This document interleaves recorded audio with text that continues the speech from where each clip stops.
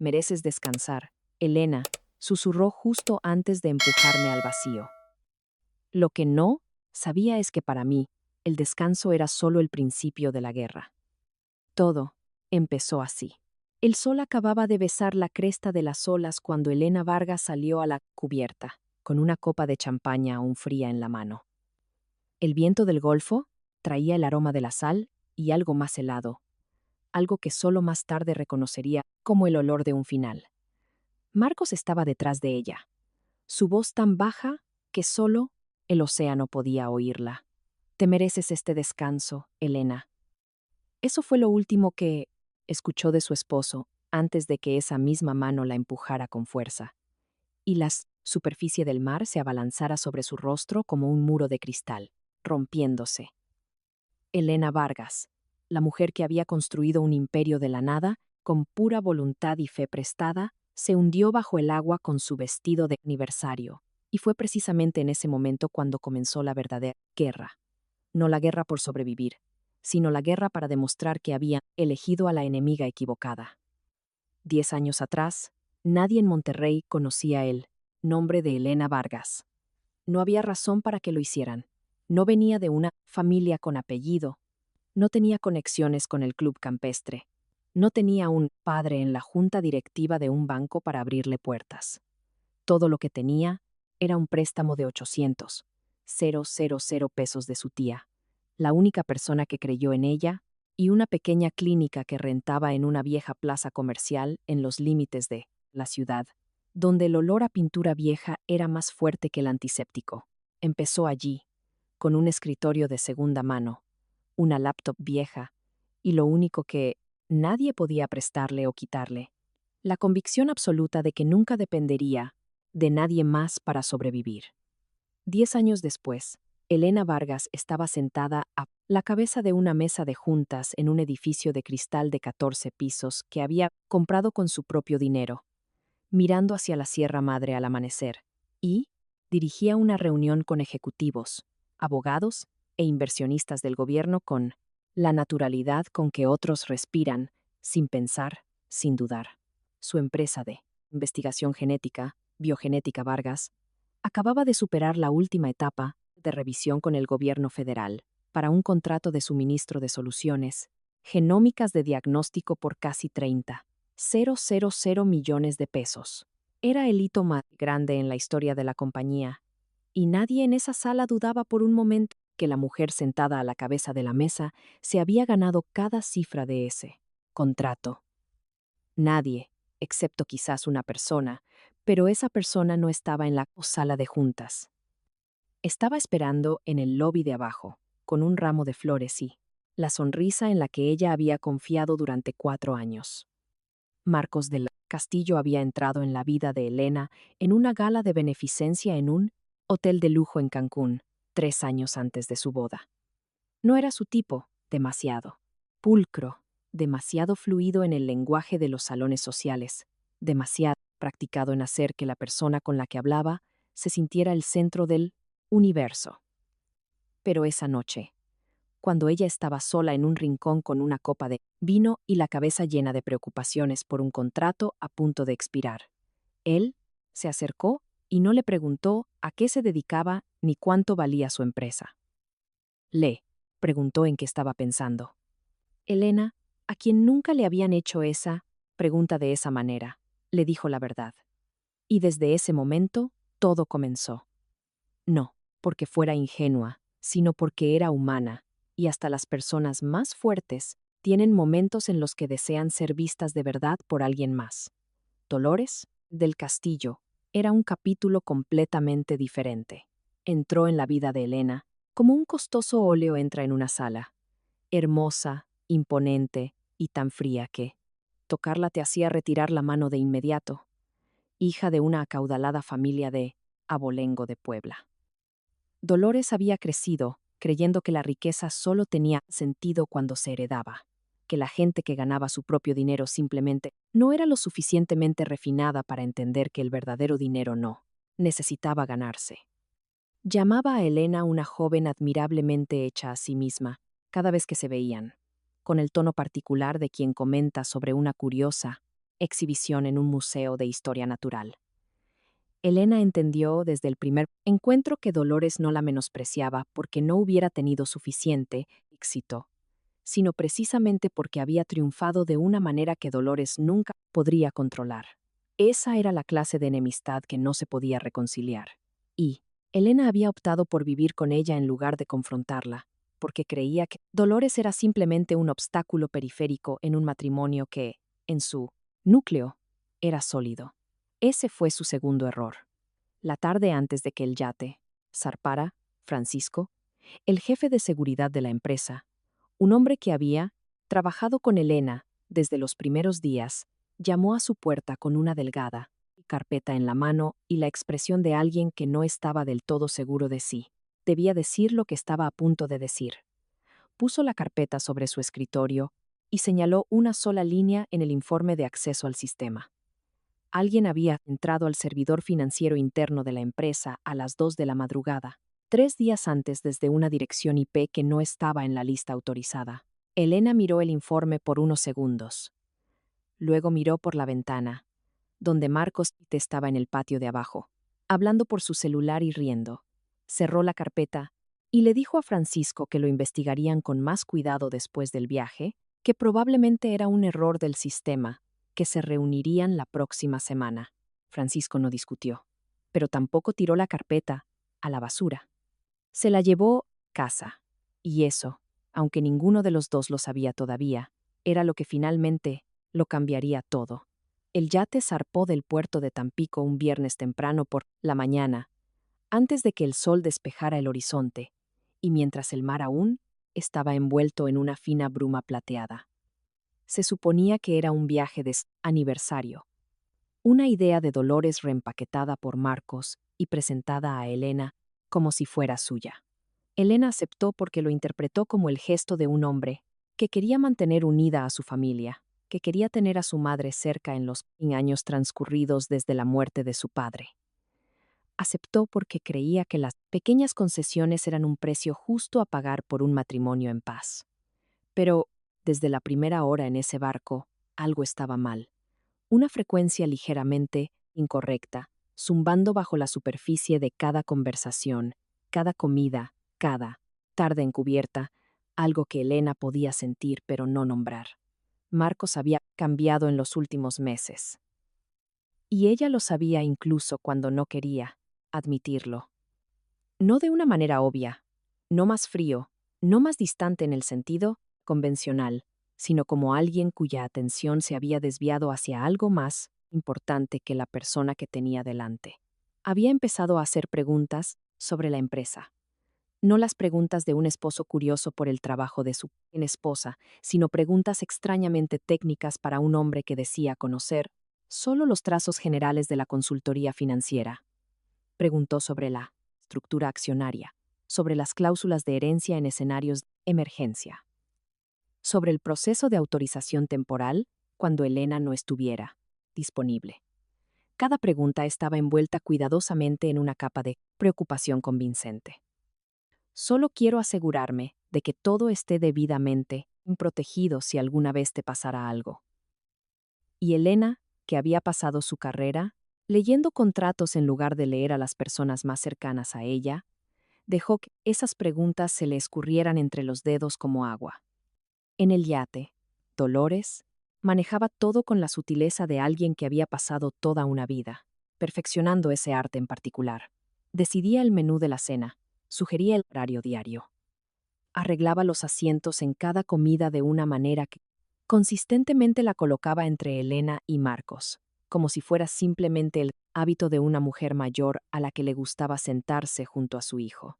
En las conversaciones durante la cena, Dolores siempre encontraba la manera de dirigir todo hacia un único punto, que Elena trabajaba demasiado, que una empresa de ese tamaño necesitaba una gestión profesional en lugar de su fundadora al timón, que era hora de que Elena soltara un poco las riendas y disfrutara de su vida. Cada frase sonaba como un consejo. Ninguna lo era.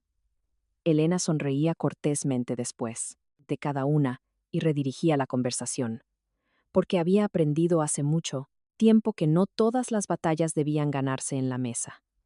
pero por dentro había empezado a contar. Las veces que Dolores mencionaba los activos, las veces que Marcos miraba a su madre antes de responder cualquier pregunta, las veces que se sentía como la única persona en la mesa que no sabía algo que todos los demás ya sabían. En la tarde del segundo día, mientras Dolores dormía la siesta, en su camarote, y Marcos estaba encubierta con el celular pegado a la oreja, Elena se sentó en el salón principal del yate y abrió su laptop. No había planeado trabajar, solo quería revisar su correo rápidamente, como hacía por reflejo incluso en medio del océano.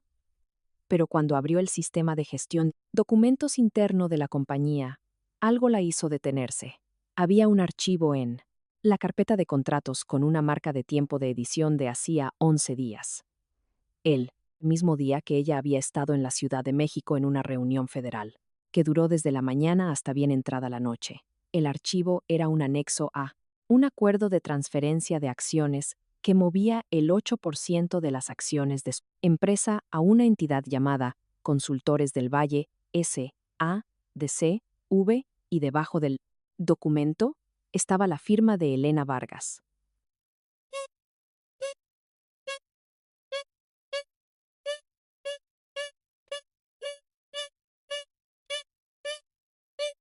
Tiempo de lo normal. Recordaba claramente que no había firmado ningún documento ese día porque había estado dentro de una sala de conferencias federal desde las 8 de la mañana hasta las 7 de la noche, y su celular se había quedado fuera de la sala por razones de seguridad. Cerró la laptop, miró por la ventana. Marcos seguía encubierta, de espaldas a ella, con el celular en la oreja. Esa noche, Elena yacía en su camarote sin poder dormir. No porque supiera con certeza lo que estaba pasando, sino precisamente porque no lo sabía. Y ese vacío se sentía más grande que cualquier verdad que pudiera haber nombrado. Pensó en Francisco y la carpeta que había puesto en su escritorio antes de que el yate zarpara. Pensó en las preguntas de Marcos sobre las acciones y los procedimientos de autorización. Pensó en la forma en que Dolores la había mirado durante la cena. No con la condescendencia familiar, sino con algo más cercano al cálculo. La mirada de alguien que verifica si un plan está listo para ser ejecutado. Elena había sobrevivido a docenas de negociaciones hostiles, a docenas de personas que querían tomar lo que ella había construido. Sabía cómo se sentía cuando el aire en una habitación se tornaba peligroso. Y por primera vez desde que subió a este barco, entendió que ese sentimiento estaba aquí, en su propio yate de aniversario, cerrándose a su alrededor desde todas las direcciones. Cerró los ojos. No durmió. Escuchó el sonido de las olas contra él, casco en la oscuridad, y se dijo a sí misma que por la mañana llamaría a Francisco. Pero por la mañana, Dolores llamó a la puerta de su camarote antes de que el sol hubiera salido por completo. Su voz era cálida y suave, de la manera que solo las personas más peligrosas pueden mantener. Elena, ven a ver el amanecer. Es hermoso. Marcos ya está esperando afuera. El cielo del este no se había iluminado por completo cuando Elena salió a la cubierta. Una pálida franja rosada se extendía a lo largo del horizonte, reflejándose en la superficie plana del mar como un espejo enorme. El aire era frío y claro, del tipo que la gente suele llamar fresco, pero que en realidad es solo vacío, sin aroma, a tierra, ni a árboles, solo sal y viento, y un espacio abierto e infinito en todas direcciones. Marcos estaba de pie junto a la barandilla, de espaldas a ella, con ambas manos apoyadas en la barra de metal blanco. Dolores estaba sentada en un camastro a unos pasos de distancia, con una taza de café en la mano. Sus ojos se volvieron hacia el sol naciente, con la expresión de alguien que ha terminado todos sus preparativos y simplemente espera que comience la función. Elena miró esa escena y sintió un pequeño desajuste. Dos personas posicionadas en puntos diferentes, pero formando una línea perfecta con ella, como si las distancias entre ellos hubieran sido calculadas de antemano. Pero salió de todos modos, porque eso es lo que haces cuando te invitan a ver el amanecer en tu aniversario. Caminó hacia la barandilla y se paró a su lado. Él no se giró para mirarla de inmediato. Sus ojos seguían fijos en el agua. Y en ese momento, Elena notó algo. No estaba mirando el amanecer. Estaba mirando un punto fijo en el horizonte, como alguien que mira un objetivo. Luego se giró hacia ella. La sonrisa familiar apareció, la que una vez creyó que le pertenecía solo a ella. Dijo algo sobre lo hermosa que era la luz de la mañana, sobre que deberían hacer esto más a menudo, sobre cómo la vida a veces necesitaba ser pausada y apreciada. Elena escuchó, asintió y miró hacia el mar. Y como estaba mirando el mar, no vio sus manos moverse. Solo lo sintió. Primero su aliento, más cerca que antes. Muy cerca, justo al lado de su oreja. Luego su voz, tan baja que no podía llamarse susurro, solo una corriente de aire cálido que llevaba palabras tan frías como la piedra. Te mereces este descanso, Elena. Y luego ambas manos empujando con fuerza contra su espalda. El mundo se volteó en una fracción de segundo. No hubo sonido. ¿O sí? Lo hubo, pero no pudo procesarlo porque todo sucedió demasiado rápido para que su mente lo alcanzara.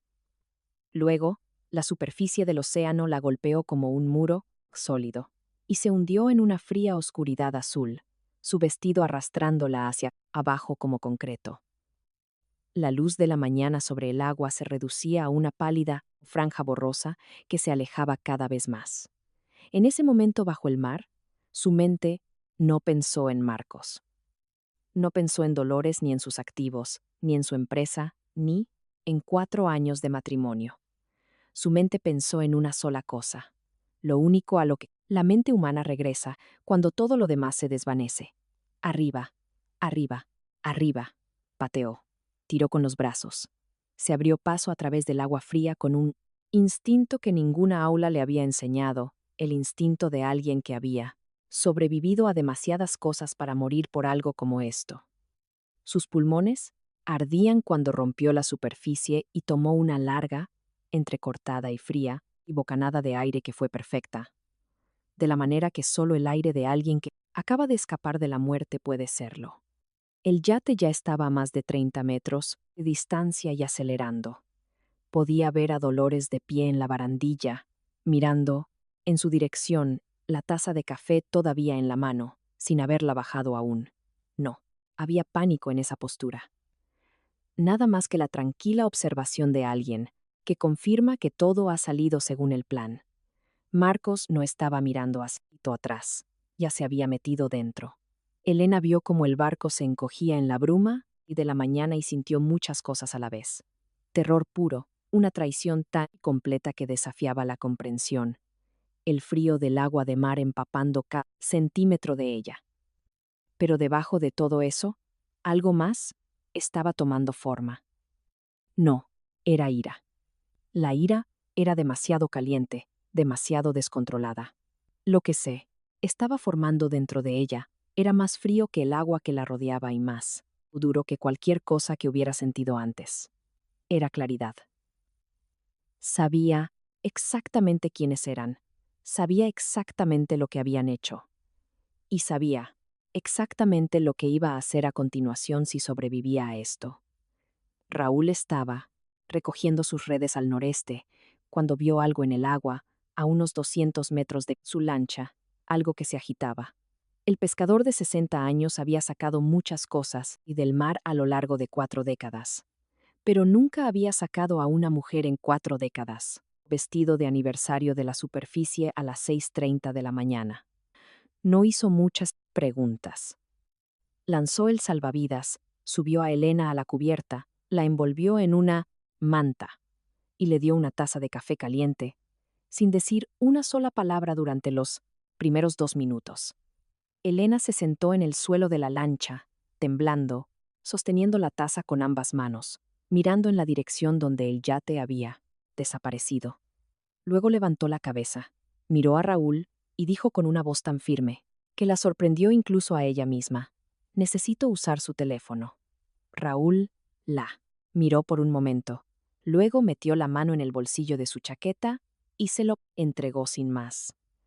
Eso era exactamente lo que Elena más necesitaba en ese momento. No compasión, no preguntas, sino una persona que sabía cuándo callar y cuándo actuar. Hizo 3 llamadas. La primera fue a Francisco, su voz baja y precisa, sin espacio para el pánico. Paco, me empujaron del barco. Estoy viva. Necesito que actives todo ahora mismo. Hubo un breve silencio al otro lado. El silencio de alguien procesando información repentina, no de alguien tomado por sorpresa. Y luego Francisco dijo, entendido, empezando ahora. La segunda llamada fue a Néstor, su abogado, alguien que había trabajado con ella el tiempo suficiente como para no necesitar muchas explicaciones. Congela todo, cada cuenta, conectada a Marcos y Dolores, cada empresa fantasma. Ahora mismo, antes de que lleguen a la costa. La tercera llamada fue a Raquel, y esta fue la única en la que la voz de Elena cambió ligeramente, lo suficiente para que Raquel lo oyera. Rack, estoy bien, pero te necesito. Cuando la lancha de Raúl llegó al pequeño muelle al sur de Tampico 40 minutos después, Raquel ya estaba allí con ropa seca, un celular de respaldo y un abrazo tan fuerte que Elena entendió que no necesitaba explicar nada más. Marcos había llamado a la Marina 25 minutos antes, informando que su esposa se había caído accidentalmente por la borda mientras tomaba fotografías. Había llorado convincentemente por teléfono. Elena escuchó esa información de Raquel y no dijo nada. Simplemente tomó el celular de respaldo, miró su oscura pantalla reflectante y vio su propio rostro reflejado. Frío, mojado, pero con la mirada completamente clara. La verdadera guerra comenzaba en este momento. El departamento de Raquel estaba en el 9º piso de un tranquilo edificio residencial a 3 kilómetros del centro de Monterrey, el tipo de lugar en el que nadie pensaría al pensar en Elena Vargas. Sin seguridad, privada, sin cámaras en el pasillo, sin nombre en el buzón. Raquel lo había conservado desde antes de que ella y Elena fundaran la empresa juntas, algo que llamaba un lugar para respirar, y Elena nunca había preguntado más. Esa noche, el departamento se convirtió en un centro de comando. Francisco llegó a las 9 de la noche con 3 cajas de documentos y una laptop encriptada. Néstor llegó 15 minutos después con copias de las órdenes de embargo preventivo que había presentado ante 3 jueces distintos a las 4 horas de la llamada de Elena. Los 4 se sentaron alrededor de la pequeña mesa de la cocina, la luz amarilla cayendo sobre papeles esparcidos en todas direcciones. Y nadie dijo nada innecesario. Esta no era una reunión para procesar sentimientos. Esta era una reunión para prepararse para la guerra. Francisco abrió la primera caja de documentos y comenzó, no con una introducción, sino con un rastreo GPS impreso del yate colocado en el centro de la mesa. La ruta de la embarcación estaba claramente mapeada, incluyendo una parada inexplicable de 12 minutos en unas coordenadas a 30 y 5 kilómetros al sureste de Tampico, exactamente a las 6:28 de la mañana. No había ninguna razón náutica para que un yate se detuviera en esas coordenadas a esa hora. Pero esas eran las coordenadas exactas donde Elena había sido arrojada al agua. Marcos había desactivado las cámaras del barco antes de zarpar. Eso fue lo que Francisco descubrió inmediatamente después de recibir la llamada de Elena, cuando accedió de forma remota al sistema de monitoreo que había instalado en el yate 2 años antes. Las cámaras principales habían sido apagadas, pero Marcos no sabía que Francisco había instalado un sistema de respaldo independiente adicional, funcionando con una batería separada y oculto en el compartimiento de almacenamiento de proa. Ese sistema siguió funcionando, y lo había grabado todo. Néstor colocó la carpeta legal junto a los datos de GPS y señaló la primera página. Una orden de congelamiento de activos de emergencia aprobada a las 7:15 de la tarde por un juez federal. Cada cuenta bancaria conectada a Marcos y Dolores del Castillo. Cada entidad legal donde sus nombres aparecían en cualquier cargo de autoridad o como beneficiarios. Cada transacción pendiente. Todo completamente congelado a partir de las 7:15 de esa tarde, incluyendo Consultores del Valle, S.A., DC, V, la empresa fantasma que figuraba como receptora de la transferencia del 8% de las acciones en el 4, contrato falsificado que Elena había encontrado. Néstor había rastreado la empresa hasta un domicilio fiscal en Panamá, pero su relación bancaria real se mantenía en una sucursal de banca privada en Suiza. Y la persona que controlaba esa cuenta a través de una tercera capa de autorización por poder era Dolores del Castillo. Elena se sentó y escuchó todo esto sin cambiar su expresión. Afuera de la ventana, Monterrey estaba iluminado por la noche como siempre. La vida continuaba con normalidad. Solo ella sabía que el mapa de esa vida acababa de ser completamente redibujado. Francisco abrió la segunda caja. Esta fue la parte en la que incluso Néstor, un hombre que había pasado 20 años en derecho financiero, se detuvo y miró el papel frente a él unos segundos más de lo habitual. En los últimos 14 meses, Marcos había movido un total de 200 millones de pesos de cuentas conectadas a Elena a través de una red de 7 empresas fantasma diferentes. Cada transacción dividida cuidadosamente para mantenerse justo por debajo del umbral que activaría los requisitos de reporte automático del SAT. Cada empresa registrada en un paraíso fiscal diferente. Cada capa, diseñada para consumir al menos 3 meses de investigación forense, si alguien comenzaba a buscar. Pero Francisco no era una persona ordinaria que comenzaba a buscar. Era el hombre que había construido la infraestructura de seguridad financiera de Elena desde cero y sabía precisamente qué vulnerabilidades podían ser explotadas. Había estado rastreando estas pequeñas anomalías durante 6 meses, registrando cada transacción, ensamblando la imagen completa pieza por pieza. La carpeta que trajo al departamento esa noche no había sido compilada en un solo día. Era el producto de 6 meses de paciencia de un hombre que sabía que estaba viendo algo mal, pero que aún no tenía suficiente para decirlo en voz alta. Francisco abrió la tercera caja, y este fue el momento en que el aire en la habitación cambió. No porque los documentos dentro fueran más complejos, sino porque eran más simples, más concretos y más oscuros que cualquier cosa para la que Elena se hubiera preparado. Francisco colocó una delgada carpeta sobre la mesa, un informe de investigación privada sobre Roberto del Castillo, el padre de Marcos, quien había muerto 12 años antes, por lo que se registró como evento cardíaco. El médico que firmó el certificado de defunción era un amigo personal cercano de Dolores, un hombre que posteriormente perdió su licencia médica 2 años después, por firmar documentos médicos fraudulentos en un caso de seguros no relacionado. Los registros médicos de Roberto del Castillo previos a su muerte no mostraban antecedentes de enfermedad cardíaca.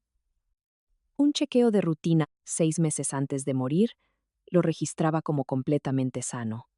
Pero la razón por la que Francisco había puesto esta carpeta en la tercera caja era que había necesitado tiempo extra para decidir si decirlo, porque esto ya no era la historia de un esposo traidor y dinero robado. Esta era la historia de un hombre que había muerto de una manera que nadie se había molestado en investigar, y de una mujer que había vivido libremente durante 12 años después. Elena miró esa carpeta en silencio. Luego levantó la vista hacia Francisco. ¿Hay alguien más? Francisco no respondió de inmediato. La pausa lo dijo todo. Sí, dijo, después de un momento. Su hija. Se llamaba Margarita. Desapareció hace 11 años. Nunca nadie la encontró. Nadie en la habitación dijo nada durante un largo rato. Después de eso, afuera, el sonido del tráfico en las calles de Monterrey continuaba como siempre. La vida seguía. Y Elena Vargas, sentada bajo la luz amarilla de una pequeña cocina, mirando las piezas ensambladas de un crimen que se había ejecutado perfectamente durante más de una década. Comprendió que no era simplemente la última víctima. Era la primera que seguía viva para hablar de ello. La casa de Elena, en una exclusiva colonia de San Pedro Garza García, estaba iluminada desde la planta baja hasta el segundo piso, cuando Francisco detuvo el auto en las sombras, a 100 metros del portón principal, 10:40 y 5 de la noche. A través de la ventana de la sala, dos siluetas se movían de un lado a otro bajo una cálida luz amarilla. Marcos y Dolores, dentro de la casa que Elena había diseñado hasta el último detalle, bebiendo de la colección de vinos que ella había pasado 3 años construyendo, sentados en sillones, cuya tela ella misma había seleccionado. Francisco apagó los faros y miró a Elena en el asiento del copiloto. Ella miraba fijamente la casa, sin decir nada, con la expresión de alguien que ya había decidido todo mucho antes de subir al auto. No le preguntó si estaba segura. Ya sabía la respuesta. Simplemente revisó el dispositivo de grabación en el bolsillo de su saco una vez más y asintió. Elena abrió la puerta del auto y salió a la noche de Monterrey.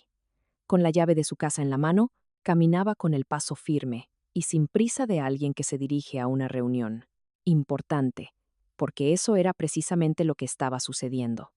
La puerta principal se abrió sin hacer ruido. Elena entró en el vestíbulo de mármol. Se detuvo un instante para localizar las voces, y luego la siguió hacia la sala. La voz de Dolores le llegó primero, clara, segura, con el tono de alguien que está completamente a gusto en su propio territorio. Para el lunes, Néstor no será un problema. Nuestro abogado ya tiene fundamentos para impugnar la validez de la orden de embargo. Una vez que se levante, las acciones de consultores Valle se activan y podemos comenzar la siguiente fase. Marcos dijo algo en respuesta, en voz más baja. Elena no pudo distinguirlo, pero no lo necesitaba. Entró por el umbral de la sala y se detuvo allí, bajo la luz, dándoles a ambos del tiempo suficiente para verla antes de decir nada. Ese momento duró exactamente una respiración, y entonces la copa de vino en la mano de Marcos cayó al suelo de madera y se hizo añicos, el líquido rojo extendiéndose como una herida. Él tropezó hacia atrás, apoyándose en el sillón, su rostro perdiendo el color de una manera que ninguna actuación podría replicar. Dolores no dejó caer en su copa. La dejó sobre la mesa, lenta, deliberadamente, y miró a Elena con una expresión que tardó solo 3 segundos en pasar del shock al cálculo. Ese fue el momento en que Elena entendió más claramente que nunca que esta mujer era la y verdaderamente peligrosa en la habitación. Elena, empezó Marcos, equivocándose incluso en el nombre. Luego se detuvo porque no sabía que venía. Después, Elena avanzó más en la habitación, sin prisa, sin dudar. No, dijo, una sola palabra tan tranquila como la de alguien que pide que cierren una puerta. Ya he oído suficiente sobre consultores del Valle, sobre la orden de embargo, sobre la siguiente fase. Sacó el celular de su bolsillo y lo sostuvo en alto. Y ahora este dispositivo también ha oído suficiente. Dolores miró el celular por un segundo, solo uno, y luego volvió a mirar a Elena. ¿Qué crees? ¿Que va a lograr una grabación de un celular? Nuestros abogados la desestimarán una mañana. Su voz seguía siendo firme. Eso era lo más aterrador en la habitación en ese momento, no el colapso de Marcos, sino la compostura de Dolores. Quizás, respondió Elena, si esa fuera la única evidencia. Pero junto, con los datos del GPS del yate, 200 millones de pesos en cuentas fantasma, un acuerdo de transferencia de acciones con una firma falsificada, y el video del sistema de cámaras de respaldo a bordo, que capturó todo lo que pasó a las 6:28 de esta mañana. Creo que incluso tu mejor abogado va a necesitar más de una mañana. Fue entonces cuando Dolores del Castillo una mujer que había sobrevivido décadas sin mostrar jamás que estaba perdiendo, demostró que estaba perdiendo, no diciendo algo, sino no teniendo nada que decir. Por primera vez, desde que Elena la conocía, Dolores no tenía un siguiente diálogo. Se quedó allí, en el sillón de piel de Elena, en la casa de Elena, sosteniendo un vino, la colección de Elena, y no había nada. Marcos se había desplomado en el suelo, en algún momento, con la espalda contra el sillón, el rostro entre las manos. Esto no era una actuación. Se le había agotado por completo la capacidad de actuar. Elena los miró a los dos por unos segundos y no sintió ninguna de la satisfacción explosiva que la gente imagina en momentos como este. Solo un sentimiento profundo y silencioso, cercano al agotamiento. El sentimiento, alguien que acaba de terminar algo que necesitaba ser terminado. Luego caminó hacia la ventana y corrió la cortina. Las luces azules y rojas de los vehículos de la Fiscalía y la Policía Federal se reflejaban en el cristal. Francisco había hecho la llamada 15 minutos antes de que llegaran. Buenas noches, dijo Elena, sin ironía, sin triunfo, simplemente como una constatación de hechos. Esta es la última noche que pasarán fuera de una celda. Esposaron primero a Dolores. No, miró a Elena cuando se la llevaban.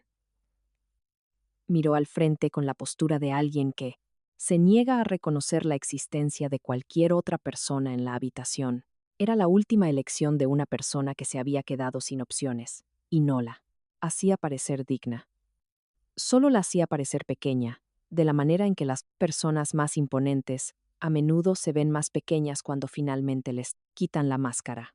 A Marcos lo esposaron después, y él miró a Elena al pasar, una mirada que ella no pudo nombrar en el momento y no intentó hacerlo. Había demasiado en ella, y ya nada de eso le importaba. Cuando el último vehículo salió del camino de entrada, Elena se quedó sola en su propio vestíbulo por primera vez en todo el día. La casa estaba en silencio, de esa manera en que solo los lugares que estuvieron ruidosos recientemente pueden estarlo. Miró los pedazos rotos de la copa de Marcos, todavía esparcidos por el suelo, la mancha, roja ya absorbida por la madera. Lo dejó allí y caminó a la cocina para hervir agua para un café, porque eso era lo único que realmente quería en ese momento. No celebración, no su celular, no el sonido de la voz de nadie, solo café, silencio y la sensación de que esa noche, por primera vez en mucho tiempo, estaba en su propia casa en el sentido más puro de la palabra. Francisco se quedó esa noche. No porque Elena se lo pidiera, ella no pidió nada, sino porque había trabajado con ella el tiempo suficiente para saber que los momentos, después de que todo termina a veces, son más difíciles que la propia lucha. Los dos se sentaron en la mesa de la cocina a las 12:41 de la madrugada, con una taza de café cada uno, las luces de la sala apagadas, la televisión en silencio, ninguno de los dos mirando un celular. La luz de la cocina era amarilla y tranquila. Afuera de la ventana, Monterrey dormía. Elena miró la veta de la madera en la mesa y pensó que debería estar sintiendo algo más grande de lo que sentía, pero lo que sentía era simplemente cansancio, de esa manera profunda y pesada que el sueño no resuelve del todo. Francisco no habló para llenar el silencio. Por eso era la persona en quien Elena más confiaba en esa habitación, esa noche. Y también por eso lo había contratado desde el primer día. El juicio comenzó 7 semanas después. Néstor había preparado el expediente de fiscalía con la meticulosidad de alguien que sabía que este sería un caso de referencia durante años. 19 cargos, incluyendo intento de homicidio, fraude, falsificación de documentos, lavado de dinero y cargos relacionados con la muerte de Roberto del Castillo. Los abogados de Dolores eran capaces. Había contratado a 3 de los mejores que el dinero podía comprar, pero la evidencia superaba lo que cualquier equipo legal podía manejar. El video de la cámara de respaldo del yate se reprodujo en la sala del tribunal. Ante el completo silencio, de 100 personas, ninguna de las cuales respiraba fuerte. 30 segundos de un ángulo claro, la luz de la mañana suficiente para distinguir cada detalle. Dolores se sentó en la mesa de la defensa todo el tiempo sin cambiar su expresión, pero sus manos, apoyadas en la superficie de la mesa, se apretaban gradualmente con cada segundo del metraje. Y eso fue algo que al menos 4 miembros del jurado vieron y no olvidaron. Marcos se declaró culpable antes de que comenzara el juicio formal. Proporcionó un testimonio completo sobre la red financiera de Dolores, sobre la muerte de su padre, sobre la desaparición de Margarita, su hermana, de quien los investigadores encontraron evidencia suficiente para concluir que no había sobrevivido. A cambio, recibió 12 años en lugar de cadena perpetua y se le prometió un lugar en el programa de testigos, protegidos al ser liberado. Elena no se opuso a ese acuerdo, no porque lo perdonara, sino porque había aprendido a lo largo de los años en los negocios que los objetivos más grandes a veces requieren concesiones más pequeñas. Y el objetivo más grande aquí era asegurar que Dolores nunca volviera a salir de una celda. El jurado deliberó durante 8 horas. Cuando regresaron, los 19 cargos, culpable. Dolores se mantuvo erguida mientras se leía el veredicto, sus manos quietas, sus ojos fijos, en un punto por encima de la cabeza del juez. Fue la actuación final de una persona que había pasado toda su vida actuando, y ya no impresionó a nadie en esa sala. La jueza dictó sentencia 3 semanas después del veredicto.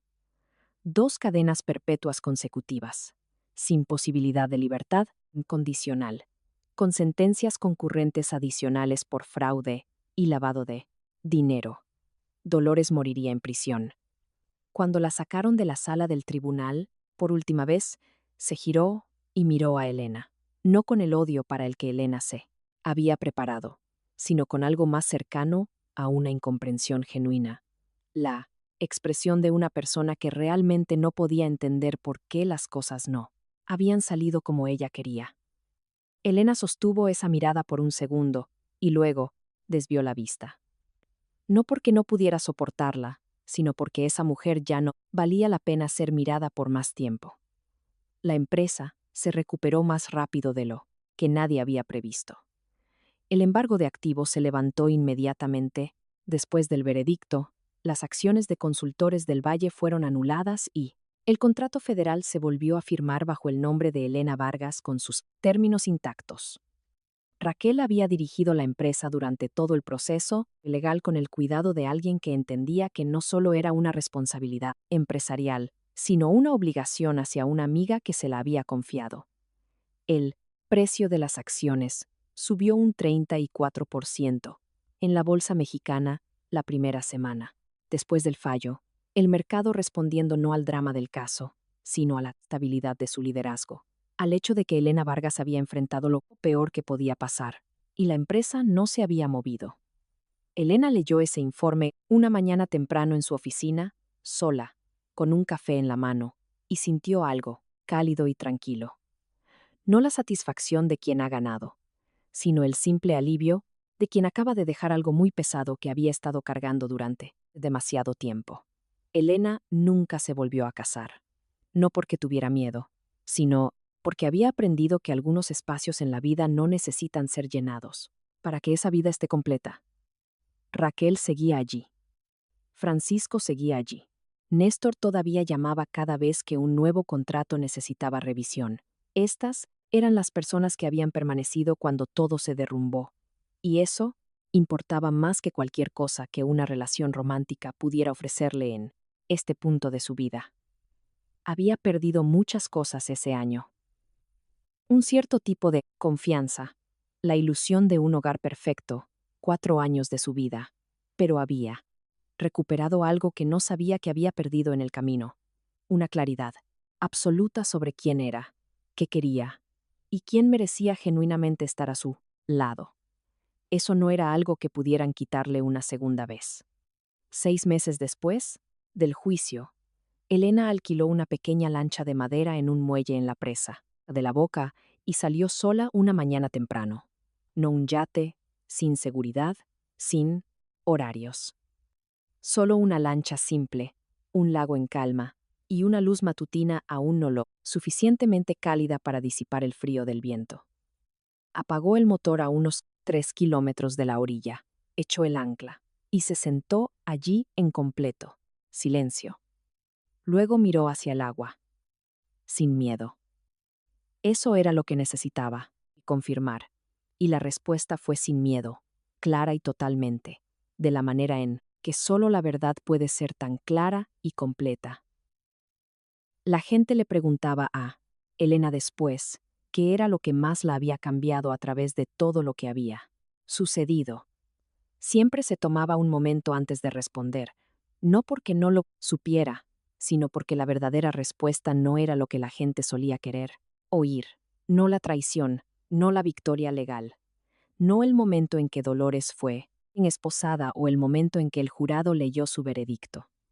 Lo que más la cambió fue esa mañana temprano en la pequeña lancha de madera, cuando miró la superficie del agua y reconoció que lo que le devolvía la mirada no era él. Miedo, no el recuerdo de ser hundida, sino el simple reflejo de una mujer, sentada en una lancha por la mañana, ordinaria, intacta y enteramente ella misma. Elena Vargas había perdido 4 años de su vida con una persona que nunca había estado realmente presente en ella. Había perdido la confianza de la manera en que una persona solo la pierde una vez, no porque la confianza se vuelva imposible después, sino porque después se convierte en algo que se da con intención en lugar de entregarse por costumbre. Pero no se había perdido a sí misma, y al final, eso era lo único que realmente había importado. No los activos, no la empresa, no el fallo del tribunal, sino el simple hecho de que, cuando todo le fue arrebatado, cuando se hundía en el agua fría con su vestido de aniversario, el núcleo de quien era se había mantenido firme y había sabido exactamente qué hacer a continuación. Nadie podía quitarle eso. Nadie era lo suficientemente fuerte para quitarle eso.